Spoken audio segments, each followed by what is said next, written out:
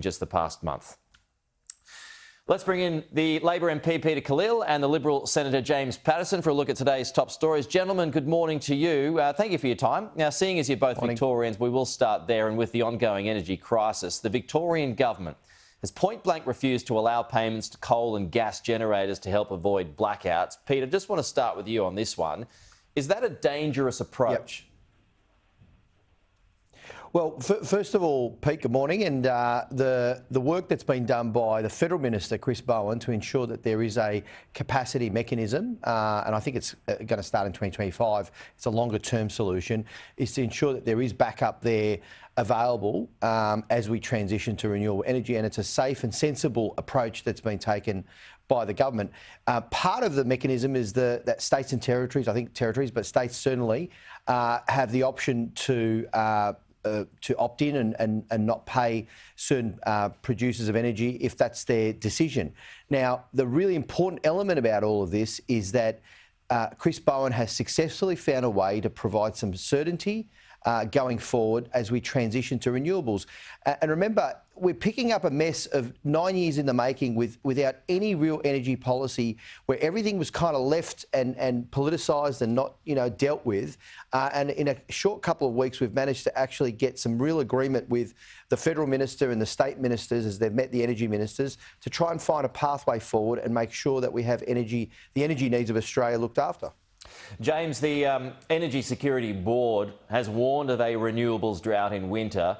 We have seen plenty of that this year already with so much rain because of La Nina. If Victoria continues on this path, will it have to sponge off Queensland and New South Wales, though?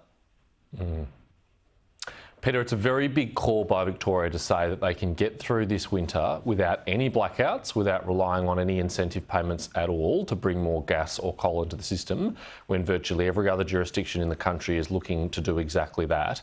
And it's a very big call by Chris Bowen to let them get away with it. Because if there are blackouts in Victoria this winter, it won't only be the fault of the Andrews government and its ideological pig-headedness on these issues. It will be fault of Chris Bowen for being weak and not pulling them into line. He's got to take responsibility here. Let's remember what Anthony Albanese said throughout the election campaign only a few weeks ago. He said he would show up, he would take responsibility and he would fix the problems. It's all very well and good to blame your predecessors, but if there are blackouts on his watch, Anthony Albanese has to take responsibility for that. And he also has to take responsibility for prices, because it was, again, only a few weeks ago that he was promising $275 reduction in everyone's power bills. Now, he knew everything he needed to know about the state of the electricity market a few weeks ago. There's no new information today that he didn't have a few weeks ago when he made that commitment, and yet he's already walking away from that commitment. And my prediction is that will be Labor's first broken promise to the Australian people.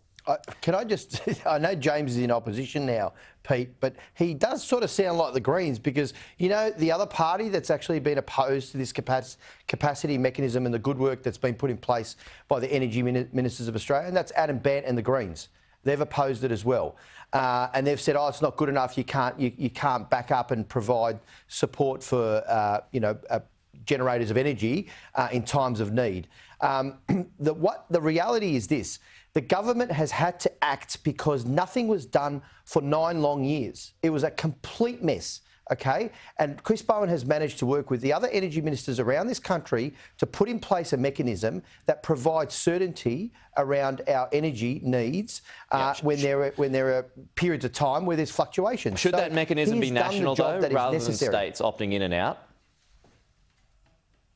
Well, it is national, Pete. I should say it is a national mechanism in the sense that the whole system, if you like, is predicated on making sure that there are generators that can provide the necessary energy in times of need if there is a situation where there is a shortfall. And that's exactly what the mechanism has been designed to do. Right. James, Peter just referred to the Greens there. In Germany, the Greens have turned to an increase in coal.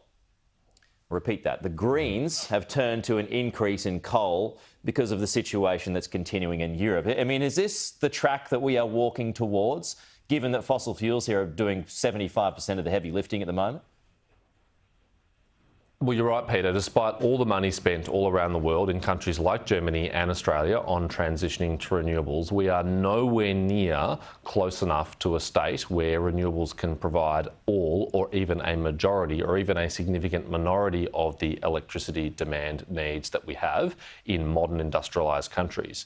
And you're right, it's a socialist Greens coalition government in Germany, which is now turning to extra coal-fired power. In fact, lignite, brown coal-fired power in Germany to provide their electricity needs because they can no longer rely on gas and oil provided by Russia, understandably, and because they made a fateful decision to turn down their perfectly well-functioning nuclear-powered plants, which they previously able to rely on as a low-emission, reliable baseload source of energy. So what's left if you're saying no nuclear, if renewables are not ready, and if you can't do gas, well, brown coal is all they've got left in Germany. Australia shouldn't be pig-headed about this. So, Pete, do you believe that there needs to be more investment in coal to work alongside the development of renewables? Well, I will answer your question, but just to pick up on a couple of things that James sort of slid through there, there's a pretty significant reason that Germany is in the predicament they're in, and that is obviously that external factor of the Russia's invasion of Ukraine and their over-reliance historically on Russian gas supplies, and they got themselves into that situation as well. There was a lack of diversity there as far as their the supply that they were relying on. So let's just put that in context with respect to what's happening in Germany and other parts of Europe as well. The other point here, and it that relates to your question, is this idea that we've spent all this money on renewables and so on. Yes, there's been a fair bit of investment in renewable, but let's be really clear about this. The previous government has not made the necessary investment in the transition to renewables. That is why the Albanese government has committed to $20 billion to upgrade and transform the grid with respect to renewable energy infrastructure, so you can actually have the renewables in place and start providing that cheap energy, because renewables are cheaper. So these are realities that haven't been acknowledged by James in his previous answer, and the government is doing everything that it can to make a sensible approach to ensure that there's energy for Australia's needs, as well as transitioning to that cheaper renewable energy by investing in the infrastructure necessary. Okay. Just a final one here, gents. Over to you, James, the Greens leader. You might have seen he's removed the Australian flag from his press conference. It's been called anything from childish to virtue signalling, even treasonous. How would you describe it? I thought it was very disappointing and very immature behaviour from Adam Bandt, and I thought it was particularly unhelpful and inappropriate for him to co-opt Indigenous Australians as his excuse for why he doesn't embrace the flag. He said that Indigenous Australians are offended by it. I don't doubt there are some Indigenous Australians who are offended by it, but there are many who are not. And for him to claim to speak on all of their behalf and to use them as a shield for his own immature behaviour, I think reflects incredibly poorly on him. He made a choice to run for the Australian Parliament to represent the Australian people, and we have the Australian flag as our national symbol, and for him to distance himself from it reflects very poorly on him. Pete? I've got to tell you, share this story with you. I was at a citizenship ceremony, and Adam Bandt was there, a local citizenship ceremony, and all the people there who were new Australian citizens were waving those little Australian flags, and I was waving one, and I said, he was sitting next to me. I said, here you go, mate, have one of these, and why don't you wave? And he just completely stonewalled me, and I thought it was very, very odd. 2 points here. One, you're a member of the Australian Parliament, and yes, the Australian flag and the Union Jack does have, it evokes some offence to peoples, not just Indigenous peoples. I'm of Egyptian background. There was a British colonial period in Egypt. But I'm an Australian, a proud Australian, and I am a member of the Australian Parliament. And despite some of that history, the flag represents Australia. Well, we might change it in the future, that's fine.